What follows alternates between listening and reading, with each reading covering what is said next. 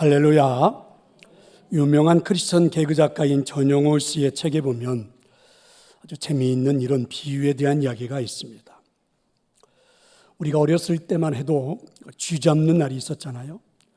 그래서 그날이 되면 모든 동네 사람들이 집집마다 함께 쥐약을 다 놓았습니다.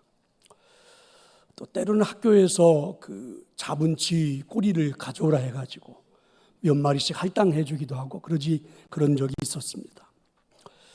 그래서 그런 추억들은 있는데 이 책에서 알게 된 또 하나 다른 이야기가 있더라고요. 이런 이야기가 있습니다. 동네마다 쥐를 잡기 전날에 그 동네에는 개들이 울부짖는 소리가 굉장히 많았다는 것입니다. 이유는 이런 겁니다. 어느 집의 개 주인이 쥐를 잡기 위해서 그 쥐약을 묻혀서 놓은 그 먹이를 가지고 개를 부르는 겁니다. 그러면 주인의 부름을 받고 가까이 온 개가 그걸 먹으려고 하면 그때 주인이 막 사정없이 때린다고 그러죠. 순간 개는 큰 배신감을 느끼죠. 꼬리를 흔들면서 주인이 불렀으니까 또 먹을 것을 준다고 해서 왔는데 먹자마자 때리는 그 주인의 마음을 이해할 수가 없었을 겁니다. 분한 마음이 들었겠죠. 그런데 얼마 지나지 않아 또 주인이 부릅니다. 조금 전과 같은 먹이를 가지고 또 부른 거예요. 그러니까 주인이 왜 때렸는지 이유를 모르는 개는 또 그 주인의 해놓은 음식을 보자 군침이 돌고 다시 먹으려고 합니다. 그 순간 주인이 사정없이 또 개를 때리듯이, 개 패듯이. 그래서 이때 나온 말이 아닌가 이런 생각이 들 정도로. 그러니까 영문도 모르고 얻어 터진 개는 이제는 그 음식만 봐도 치를 떨게 된다는 그런 이야기입니다. 다음 날 이제 온 동네에 쥐약을 놓았습니다. 그런데 하루가 지나고 나면 여러분 쥐만 죽는 게 아니죠. 개도 죽고 고양이도 죽고 입에 거품을 물고 죽어 있는 것을 보게 되는 것이죠. 오로지 개 패듯이 맞았던 그 개만 여러분 살아서 돌아다니는 그런 이야기입니다. 그래서 전용호 씨는 자신의 삶에서 이런 하나님의 사랑을 경험하게 되었다 이런 간증입니다. 잘 나가던 때, 또 돈을 좀 벌던 때, 이제는 작가로서가 아니고 사업을 하겠다고 거들먹거리던 때, 자신의 마음대로 세상을 살 것 같았던 때에 깨닫게 된 것이 있다는 것입니다. 세상을 다 얻고도 주님을 잃으면 소용이 없다라는 것입니다. 사업이 망하고 건강을 잃어버리고 나서야 얼마나 사랑하면 안 죽을 만큼 때렸을까. 그야말로 개죽음을 당할까 봐 모질게 매질하신 하나님의 사랑을 깨닫게 되었다라는 그런 말입니다. 그런 간증입니다. 성도 여러분, 저는 전용호 씨의 이런 고백의 이야기를 들으면서 이런 생각이 듭니다. 안 죽을 만큼 매를 맞는 아픔, 그것이 개죽음을 당할 것 같아서 모질게 나를 대하고 계시는 하나님의 사랑이라고 깨달을 수 있을까? 이런 하나님의 역설적인 것을 은혜라고 고백할 수 있을까? 현실에서 내 인생에서 이런 일이 일어난다고 할 때에 그렇게 고백할 수 있을까? 라는 생각이 듭니다. 그러니까 오늘 본문도 어쩌면 그런 모습과 조금은 흡사한 내용이 아닐까라는 생각이 드는데 오늘 말씀은 참 이해하기 힘든 부분 중에 하나입니다. 왜냐하면 하나님께서 이스라엘 백성들과 함께하는 것, 동행하는 것을 거부하셨기 때문에 그렇습니다. 자, 여러분 3절의 말씀인데 우리 화면을 보면서 같이 한번 읽어볼까요? 너희를 젖과 꿀이 흐르는 땅에 이르게 하려니와 나는 너희와 함께 올라가지 아니하리니 너희는 목이 곧은 백성인지 내가 길에서 너희를 진멸할까 염려함이니라. 여러분 너희와 함께 올라가지 않겠다라고 하나님이 동행하심을 거부하십니다. 여러분 이렇게 동행하겠다는 것을 거부하시는 하나님을 어떻게 이해하면 좋을까요? 하나님께서 동행을 거부하셨기에 이제는 이스라엘 백성들의 하나님이 아니시라는 뜻일까? 이스라엘 백성과 함께 하시겠다는 약속을 하나님이 철회하시겠다 이렇게 말씀하시는 걸까? 참 이해하기, 해석하기 어려운 말씀이죠. 근데 결론부터 한번 말해본다면 하나님은 이스라엘 백성들의 패역한 죄악으로 인해서 동행할 수 없음을 선언하셨습니다. 하지만 여러분, 사랑의 하나님의 본질은 변하지 않았습니다. 그렇다면 동행하심을 거부하고 함께하지 않겠다고 말씀하시는 하나님의 이 표현은, 이 말씀은 이해하기는 참으로 어렵지만 동행 거부도 사랑이라는 것이죠. 이스라엘 백성들이 어떠했기에 하나님께서 동행을 거부하시는 겁니까? 우리가 지금 3절의 말씀을 읽은 것처럼 너희는 목이 곧은 백성인즉 내가 길에서 너희를 진멸할까 염려한다. 한마디로 이스라엘 백성들은 목이 곧은 백성이기 때문에 32장 9절에도 이런 표현이 나와요. 여호와께서 또 모세에게 이르실 때 내가 이 백성을 보니 목이 뻣뻣한 백성이로다. 그렇습니다. 그러니까 이스라엘 백성들은 목이 곧아서, 목이 뻣뻣해서 하나님이 동행할 수가 없다. 그래서 하나님이 함께하는 걸, 동행하는 걸 거부하신 겁니다. 여러분, 목이 곧다라는 말은 흔히 동물에게서 사용되는 말인데요, 농부가 일을 시키려고 할 때에 소나 말이 뻣뻣하게 말을 잘 듣지 않고 할 때 사용되는 이야기죠. 목이 곧다라는 말은 어떤 의미일까? 완고하여 말을 잘 듣지 않는 것, 이런 말입니다. 그러니까 자기 중심적인 생각이 강해서 이야기를 잘 듣지 않아요.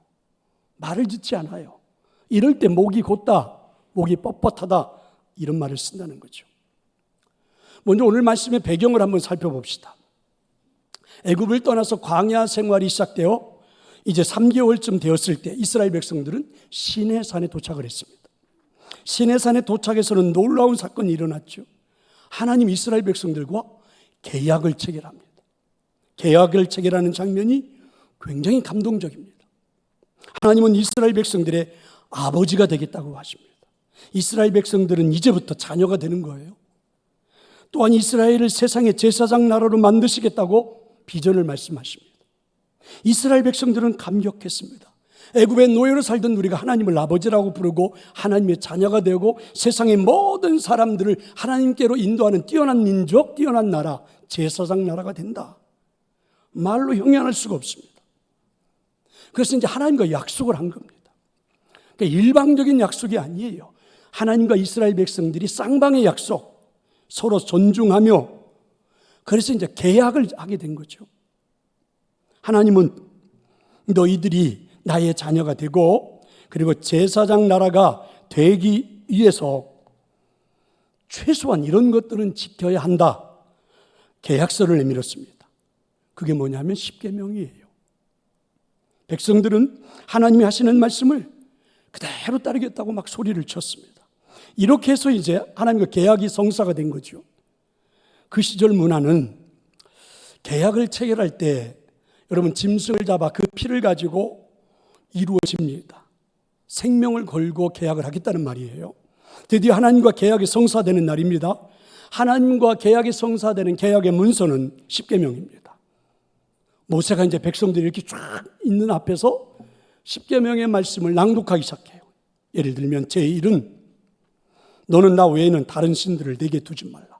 제2는 너를 위하여 새긴 우상을 만들지 말고 또 위로 하늘에 있는 것이나 아래로 땅에 있는 것이나 땅 안에 물속에 있는 것에 어떤 형상도 만들지 말며 그것들에게 절하지 말며 그것들을 섬기지 말라 하면서 쭉 3, 4, 5, 6 부모를 공경하고 살인하지 말고 간음하지 말고 도적질하지 말고 쭉 말씀이 모세가 낭독을 해나가는 겁니다. 이때 여러분, 이스라엘 백성들이 이 모세가 낭독하는 계약 문서인 십계명의 내용을 듣고 막 감동해서 눈물을 흘립니다. 제가 조금 전에 십계명을 여러분 낭독했는데 여기 감동해서 눈물을 흘린 사람이 한 사람도 없거든요. 제가 목회한 이래로 꽤나 오래 했거든요. 십계명을 읽고 십계명을 듣고 막 눈물 흘리고 감동하는 사람을 본 적이 없습니다. 물론 목회자들 세계에서도 마찬가지죠. 그런데 이스라엘 백성들은 감동했어요. 이 십계명에 낭독하는 소리를 듣고 눈물 흘리고 막 감동했습니다. 그리고 그대로 따르겠다고 소리를 쳤습니다.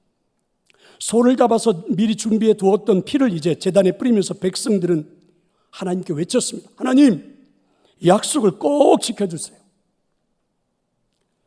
모세가 백성들에게 피를 뿌리면서 외치기 시작합니다. 당신들은 약속을 반드시 지켜야 합니다. 우리는 지금 생명을 걸고 약속하는 겁니다. 이 약속을 어기면 우리는 죽습니다. 이 약속은 어느 때나 상황에서도 영원히 지켜야만 합니다. 이렇게 계약이 성사됐어요. 그리고 이제 모세는 하나님의 부르심을 따라 시내산 정상에 올랐습니다. 시내산 정상에서는 모세와 하나님과의 만남이 시작됐지요. 그래서 하나님은 친히 계약 문서인 20계명의 내용을 돌판에 새겨 모세에게 주고, 제사장 나라로 만들기 위해서는 이스라엘 백성들이 한 나라의 기틀을 가져야 되니까 백성들과 백성들이 어떻게 살아야 되고 어떻게 공동체를 이루어야 되는지에 대한 규례를 쭉 말씀해 주십니다. 그뿐만이 아닙니다. 언제 하나님의 임재를 체험할 수 있는, 언제든지 하나님의 임재를 체험할 수 있는 성막을 만들게 하시고, 하나님의 임재를 만나고 싶거들랑 이렇게 예비하는 것이다, 제사하는 방법도 말씀해 주셨습니다. 자, 그런데 모세가 시내산 정상에 오른 지 40일이 흘러가고 있었죠. 꽤나 긴 시간이 흘러가고 있는 겁니다. 그때 산 밑에 있는 이스라엘 백성들에게는 어떤 일이 일어났을까? 산 정상에서 하나님과 모세 간에 나라의 기틀을 잡고 하나님의 임재가 체험되어지고 계약의 문서인 10계명이 돌판에 새겨지고 이런 일들이 벌어지고 있었지만, 이 산 밑에 있는 백성들에게는 어떤 일이 일어났을까? 여러분, 산 밑에 있는 백성들에게는 엉뚱한 일이 벌어지고 있었습니다. 그게 뭘까요? 출애굽기 32장 1절입니다. 백성이 모세가 산에서 내려오미 더딤을 보고 모여 백성이 아론에게 이르러 말하되, 일어나라. 우리를 위하여 우리를 인도할 뭘 만들자고요? 신을 만들라. 이 모세, 곧 우리를 애굽 땅에서 인도해낸 사람은 어찌 되었는지 알지 못함이니라. 무슨 말씀입니까? 하나님과 감동적인 계약을 체결하고 40일을 지나간 거예요. 큰 기대를 하면서 신과 계약을 체결했는데 달라진 게 아무것도 없어요. 하나님과 계약이 성사됐는데 일상의 삶은 달라진 게 아무것도 없습니다. 그냥 무료해요.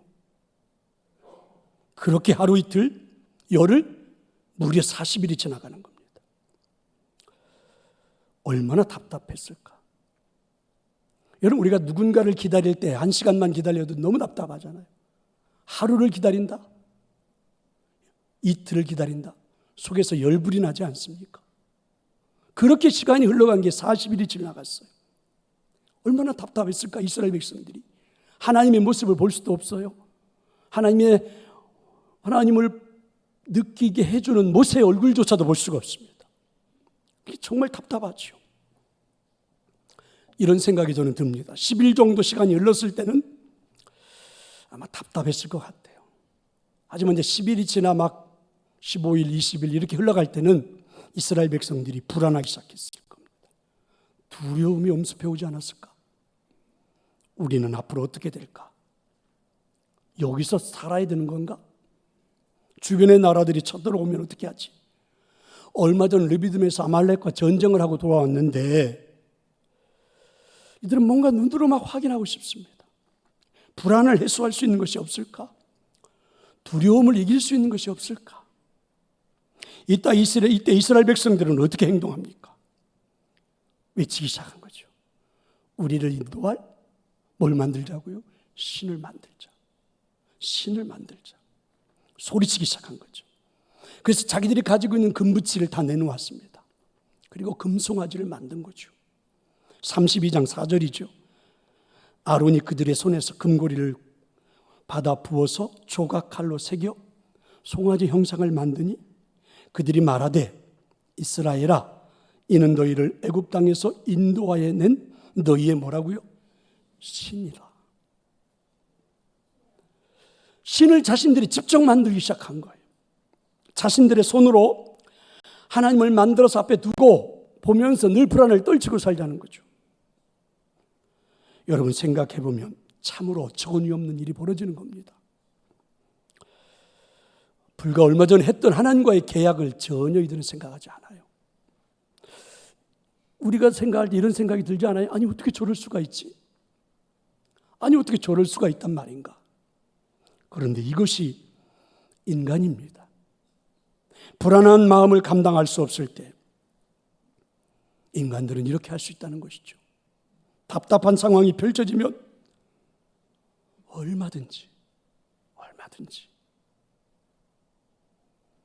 우리 아버지가 오랫동안 아파 있으니까, 우리 아버지는 장로의 아들이요, 우리 어머니는 권사의 딸이거든요. 무당을 찾아가더라고요. 우리 어머니가 답답하면 얼마든지 그럴 수 있죠. 이게 바로 우리입니다. 그런데 사실 이 시간 예배하는 저와 여러분도 우리에게도 신이 필요하지 않나요? 이런 생각을 할 때가 있지 않습니까? 좀 나를 지켜줄 수 있는 수호신이 좀 있으면 좋겠다. 열심히 벌어서 물질을 우리 수호신으로 삼고 나름대로 노력해서 권력과 성공을 해서, 그리고 여러분 사람들이 이야기하는 스펙을 좀 멋지게 쌓아가지고 나를 지켜줄 수 있는 수호신을 우리도 만들고 있는 것 아닙니까? 여러분 그렇게 해하고 웃고 있는 건 돈이 많아서 웃고 있는 거 아니에요? 그 나름대로 여러분 뭔가 있어서 지금 그러고 있는 거지, 아무것도 없다면. 근데 오늘 성경은 이것이 바로 목이 곧은, 목이 뻣뻣한 교만한 마음에서 나오는 것이라 이렇게 말씀하고 있는 거죠. 하나님께서 크게 진노하셨습니다. 그래서 이스라엘 백성들은 이제 진멸될 위기에 처한 겁니다.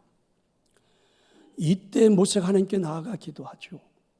그래서 이 모세의 이 중복 기도가 아주 유명하죠. 모세가 하나님 앞에 기도합니다. 출애굽기 32장 31절 32절이죠. 모세가 여호와께로 다시 나아가 여짜오되 슬픕니다. 이 백성이 자기들을 위하여 신을 만들었습니다. 큰 죄를 범했습니다. 하나님 그들의 죄를 사해 주옵소서. 그렇지 아니하시오면, 용서해 주지 않으신다고 하시면 언컨대 기록하신 책에서 차라리 제 이름을 지워버리소서. 이러면서 중복기도 한 거죠. 하나님은 그런 모세의 중복기도를 들으셨습니다. 그리고 화를 누그러뜨리시고 죽이지는 않겠지만 동행 거부를 선언하신 거죠. 함께 가지 않겠다. 너희들과 동행하지 않겠다. 이렇게 거부를 선언한 겁니다. 불과 한 달 전에 약속을 체결했죠. 소를 잡아 피를 뿌리며 약속했습니다. 생명을 걸고 약속했습니다. 하나님 제단에다 피를 뿌리면서 하나님 우리한테 약속 안 지키면 하나님도 죽을지 몰라요. 이렇게 소리쳤고, 모세가 이스라엘 백성들을 향하여 약속 안 지키면 우리 다 죽어야 할 때 마땅합니다. 이렇게 외쳤어요. 그러면 이 순간 다 죽어 마땅합니다. 근데 하나님이 모세의 중복 기도를 들으시고 백성들의 생명을 빼앗지는 않겠다. 이렇게 말씀하십니다. 그래서 여러분 이런 하나님의 음성을 우리는 이렇게 해석해 볼 수 있죠. 아, 이게 하나님의 본성이구나. 사랑. 백성들을 죽이지 않겠다고 말씀하시는 하나님의 본성이 사랑이셨구나. 그런데 여기서 우리가 한번 깊이 생각해 볼 것이 있습니다. 금으로 우상을 만들고 이것이 신이라고 외치는 심각한 죄를 짓는 근본적인 원인이 무엇일까? 이스라엘 백성들이 왜 신을 만들어 놓고 금으로 신을 만들어 이게 신이라고, 여러분 불과 한 달 전에 약속했는데, 계약을 체결했는데 그걸 어겨가면서까지도 이렇게 심각한 죄를 짓는 근본적인 원인이 뭘까? 왜 우리는 돈을 벌어서 그 돈이 나를 지켜줄 수호신을 만들고, 왜 우리는 권력을 가지고 왜 힘을 만들어서 그게 나를 지켜줄 것이라고 하는 수호신을 만들어 놓고 인생을 살고 싶은 근본적인 원인이 뭘까라는 것입니다. 여러분 뭐라고 생각하십니까? 저는 이런 생각이 듭니다. 하나님의 시간을 기다리지 못하고 자신의 판단을 기준으로 생각하는 교만함이 아닐까. 금송아지를 만들게 된 이유도, 여러분 계약을 체결했는데 하나님이 보이지를 않아요. 모세도 보이지를 않아요. 시간을 기다릴 수가 없어요. 40일이 흘러갑니다. 하지만 지금은 이 40일은 하나님의 시간인데 이스라엘 백성들은 기다리지를 못해요. 여러분 이스라엘이 이제부터는 나라가 되기 위해서는 무엇이 필요한지, 하나님의 임재는 이들에게 어떻게 체험이 되어야 하는지 아버지가 됐으니까 하나님은 지금 모세와 함께 이 계획을 세우고 있는 시간입니다. 하지만 백성들은 그 시간을 기다리지 못해요. 기다릴 수가 없습니다. 자신의 판단을 기준으로 생각하죠. 어떻게 해요? 하나님이 눈에 보이지 않는다면 우리가 만들자. 신을 우리가 만들자. 이거 얼마나 교만한 마음입니까? 자신을 지켜줄 수호신을 만들자. 이거 얼마나 교만한 생각입니까? 하나님의 시간을 기다리지 못하고 그저 내 판단, 내 기준으로 이런 일들을 하고 있다는 거죠. 성도 여러분, 신앙생활이 무엇입니까? 나의 관점을 바꾸는 것이 신앙생활이 아닐까? 내가 기준이 되어 살았던 시간을 이제는 하나님의 시간에 맞추어 가는 것을 훈련하는 것이 신앙생활이 아닐까? 매 주일마다 우리가 이 시간, 이 예배의 자리에 앉아서 하나님의 임재를 체험하는 것은 하나님의 시간표에 내 시간을 맞추겠습니다라고 우리가 변해가는 것이 아닐까? 기다림의 훈련을 하는 것이 신앙생활이 아닐까? 신앙이 성장한다는 것은 점차로 아하, 내 생각의 시간에 하나님의 시간으로 바뀌어가는 것. 여러분, 바뀌지 않은 채 자기 고집만 내세우는 것은 교만입니다. 교만이죠. 다시 말해 겸손함이란 하나님의 뜻 앞에서 자신의 뜻을 꺾는 것입니다. 하나님은 겸손한 자를 사랑하십니다. 야고보서 4장 6절이죠. 하나님이 교만한 자를 물리치시고 겸손한 자에게 은혜를 주신다. 나의 나된 것이 여러분 내가 잘 돼서 된 것이 아니잖아요. 하나님의 은혜를 만약에 내가 잘 돼서 되었다고 생각하면 가로막는 큰 장애 요인이 되겠죠. 인터넷 커뮤니티 트라이포드의 설립자이자 최고 경영자가 된 보 피버디라는 사람이 제시하는 성공의 법칙이 있습니다. 자, 이분의 이야기 한번 귀담아 들어볼 필요가 있는데요. 이런 이야기입니다. 행운에는 능력이라고 하는 치명적인 유혹이 따른대요. 무슨 말이냐면 이런 거죠. 길을 가다가 돈을 주었을 때 자신의 능력이라고 생각하는 사람은 거의 없습니다. 다 뭐라고 생각해요? 행운이라고 생각하죠. 재수가 좋다 이렇게 생각해요. 돈을 주어놓고 막 내가 뛰어난 능력자라고 말하는 어리석은 바보는 거의 없습니다. 그런데 여러분, 왜 비즈니스 세계에서, 사업의 세계에서, 인생의 세계에서 행운이 찾아오면 사람들은 순전히 행운이 따라와서 이런 돈을 벌게 되었다라고 말하지 않고 나의 뛰어난 능력 덕택이라고 말을 하는가? 자신의 능력으로 이 성공을 거머쥘 수 있었다고 왜 말하는가? 그래서 행운과 능력을 혼동하는 순간 몰락의 길을 걸을 수밖에 없다. 이분의 주장입니다. 맞는 말 아닙니까? 여러분, 첫 번째 성공을 하나님의 은혜로 이해할 수 있는가 아니면 자신의 능력이라고 생각하는가? 여기에 따라서 그 다음번에 성공과 실패가 가름될 수 있죠. 성공을 하나님의 은혜라고 받아들이는 사람은 우리가 다 주변에서 봅니다. 겸손해요. 하지만 성공을 자신의 능력이라고 받아들이는 사람은 교만합니다. 다 알고 있습니다. 애굽을 탈출했을 때 뒤를 쫓아오던 애굽의 군대가 홍해를 건너는 사건으로 완전히 수장되고 승리를 거두었죠. 쓴 물이 단물이 되고 반석에서 물이 나오고 아말렉 군대를 물리치고 눈만 뜨면 매일매일 만나가 쏟아지고 이 모든 것은 하나님의 은혜죠. 길을 가다가 마치 돈을 줍는 것처럼 이스라엘 백성들에게 쏟아진 하나님의 행운이에요. 하나님의 은혜입니다. 그런데 여러분, 이러와 같은 것들이 자신들의 인생의 삶에 당연한 것이라고 받아들이는 이들, 교만 아닙니까? 아침에 일어나서 여러분 만나를 거두면서 오늘도 이건 당연히 내 인생에 내려와야 되는 것처럼 생각하는 것, 이건 교만이죠. 이런 교만한 마음이 그들의 마음을 사로잡고 있었던 거죠. 무슨 말씀입니까? 이스라엘 백성들은 하나님의 은혜를 망각하기 시작했다는 거죠.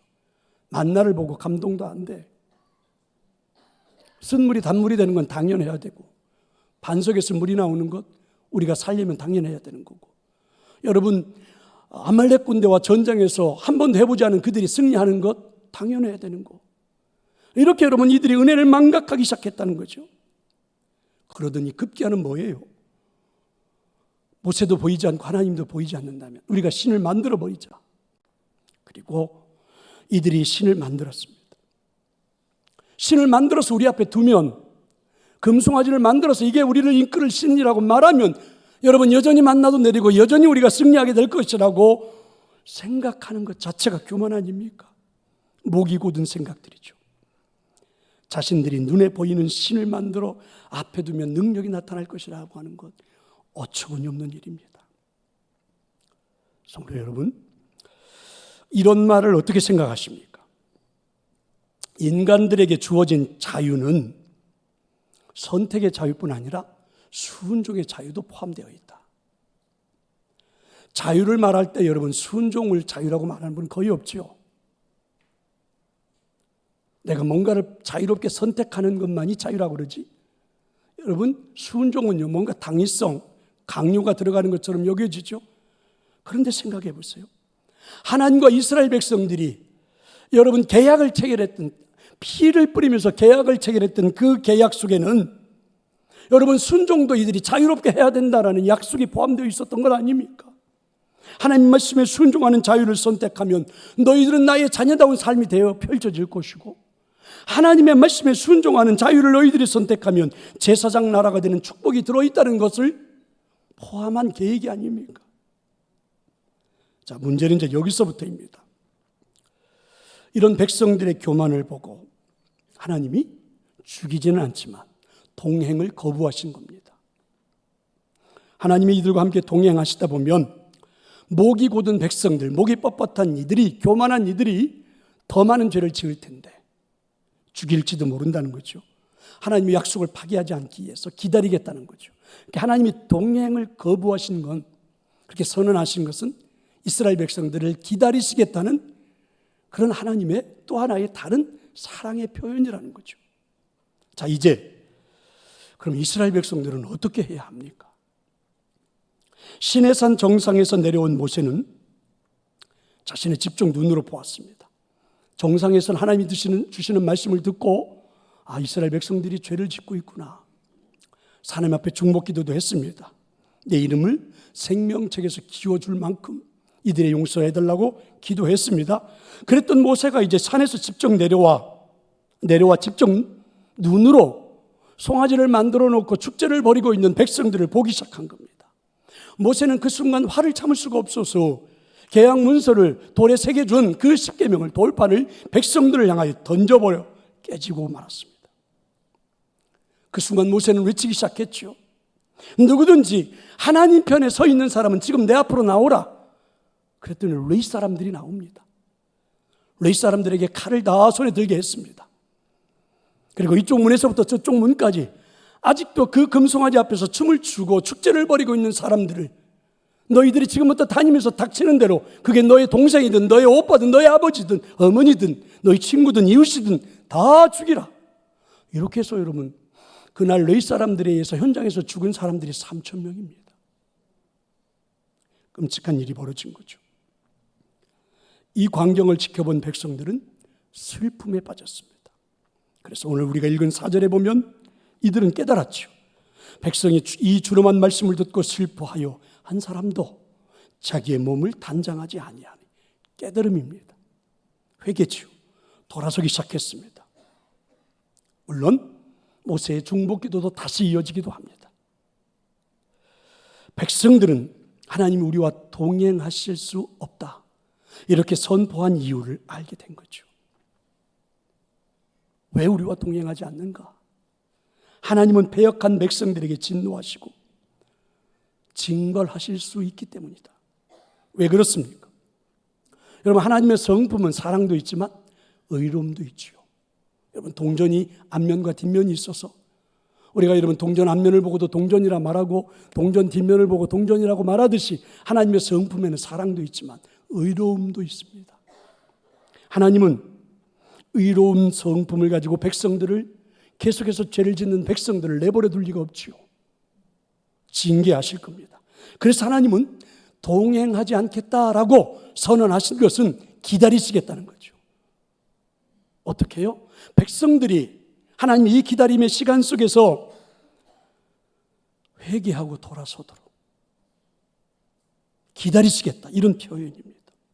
성도 여러분, 오늘 나의 삶에서 하나님의 동행하심이 느껴지지 않을 만큼 시련이 나타나고 있다면 이런 것이 아닐까. 내 인생에 하나님의 사랑이 떠난 것이 아닙니다. 저나 여러분도 오히려 어쩌면 벌을 받아도 중벌을 받아도 마땅할 내가 하나님의 진노하심에서 지금 용서하심이 체험되어지고 있는 시간이 아닐까?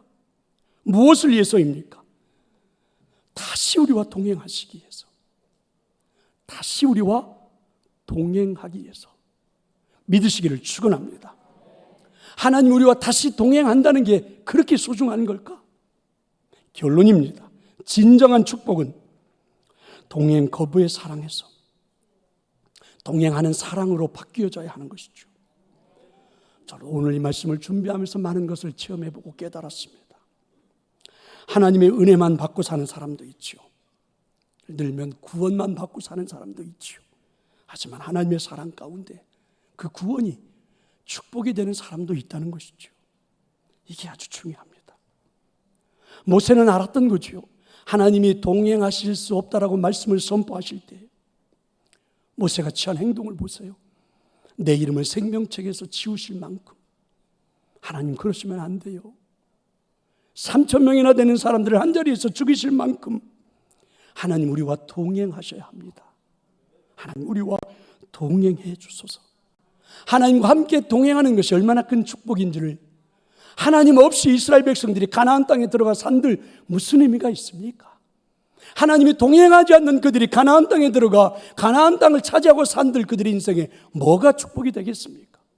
모세는 알고 있죠. 하나님의 동행하심이 절대적으로 필요하다는 것을 말입니다. 이런 옛날 이야기가 있습니다.